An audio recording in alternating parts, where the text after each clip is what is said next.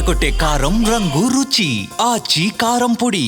Visakha economic రీజియన్తో అభివృద్ధి వేగవంతం అవుతుంది అన్నారు కూటమి నేతలు. విశాఖ ముఖ చిత్రాన్ని గూగుల్ మార్చబోతోందని, ఏపీలో ఉన్న మంచి వాతావరణాన్ని వైసీపీ చెడగొట్టకూడదని అన్నారు టీడీపీ ఎమ్మెల్యే గంటా శ్రీనివాసరావు. ఇక స్టీల్ ప్లాంట్ పరిరక్షణలో కూటమి ముందుంటుందని, యాజమాన్యం కార్మికులు కూడా బాధ్యతగా వ్యవహరించాలని అన్నారు పల్లా శ్రీనివాస్. విశాఖ ఎకనామిక్ రీజియన్లో 2031 నాటికి $135 బిలియన్ ఆర్థిక వ్యవస్థ లక్ష్యంగా పెట్టుకున్నామని చెప్పారు బీజేపీ ఎమ్మెల్యే విష్ణుకుమార్ రాజు. 99 పైసలకే ఎకరం భూమి ఇస్తున్నారన్న వారు ఆత్మ పరిశీలన చేసుకోవాలని, 2007లో కాంగ్రెస్ హయాంలో ఎకరం భూమి ₹1 ఇచ్చారని జనసేన ఎమ్మెల్యే కొనతాల రామకృష్ణ గుర్తు చేశారు. గూగుల్ లాంటి కంపెనీ ఇక్కడికి విశాఖపట్నం రావటం ఇది ఒక గేమ్ చేంజర్గా ఉండిపోతూ ఉంది.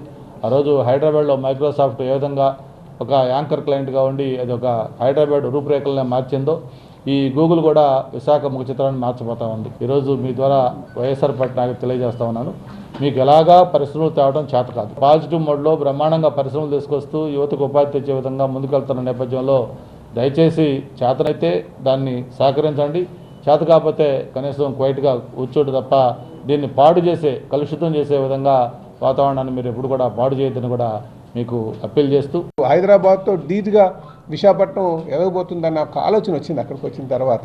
కనుక దానికి అందరూ యొక్క సహాయ సహకారాలు కావాలి. ఈరోజు ఎమ్మెల్యేస్ అందరూ కూడా కూటమి నాయకత్వం అంతా కూడా చాలా యాక్టివ్గా ఉంది.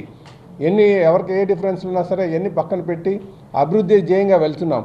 కనుక దీనికి అందరూ కూడా సహకారం అందించాల్సిన అవసరం ఉందని చెప్పి తెలియజేస్తున్నారు. మనకు సెంటిమెంట్ కనుక, దాంట్లో ప్రాణ త్యాగాలు ఉన్నాయి కనుక వాళ్ళకి ఎలాగైనా మనం ఈ ప్లాంట్ని నించోబెట్టుకోవాలి, ఆ సెంటిమెంట్ ఉంది కన్నా ముందుకు తీసుకెళ్లాలని చెప్పేసి మరి ఆ రాష్ట్రానికి ఎన్ని ఇబ్బందులు ఉన్నా సరే ఆర్థిక ఇబ్బందులు డబ్బులు పెట్టడం జరిగింది. ఇది మీ మీదే ఆధారపడి ఉంది, అటు మేనేజ్మెంట్ మీద, కార్మికుల మీద అది ఆధారపడి ఉంది.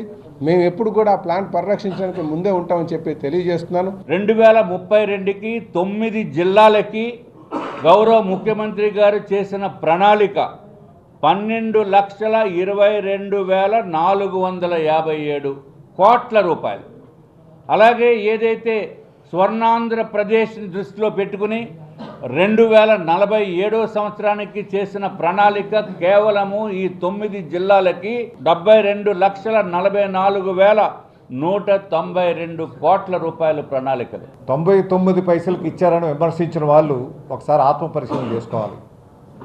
గతంలో 2007లో కాంగ్రెస్ ప్రభుత్వం ఉన్నప్పుడు, ఇది కొత్త విధానం కూడా కాదు, కాంగ్రెస్ ప్రభుత్వం ఉన్నప్పుడు బ్రాండెక్స్ అనేటువంటి ఒక కంపెనీకి 1000 ఎకరాలు ఎకరాకు రూపాయి చొప్పున ఇచ్చినటువంటి సందర్భం ఉంది. ఆ రోజు ముఖ్యమంత్రి గారు ఎవరండి? ఇది కొత్త విధానం కాదు, మన పరిశ్రమలు ఆకర్షించడానికి తీసుకోవాల్సినటువంటి మంచి నిర్ణయం. ఈరోజు ఇటువంటి నిర్ణయం తీసుకున్నారు కాబట్టే ఎక్కువ పరిశ్రమలు వస్తూ ఉన్నాయి. తనకు చేత కాదు, చేసిన మనమేమో కాదనంటూ కాలకడ్డం పెట్టడం అన్నది ఆయనకి తెలిసినటువంటి విద్య. అది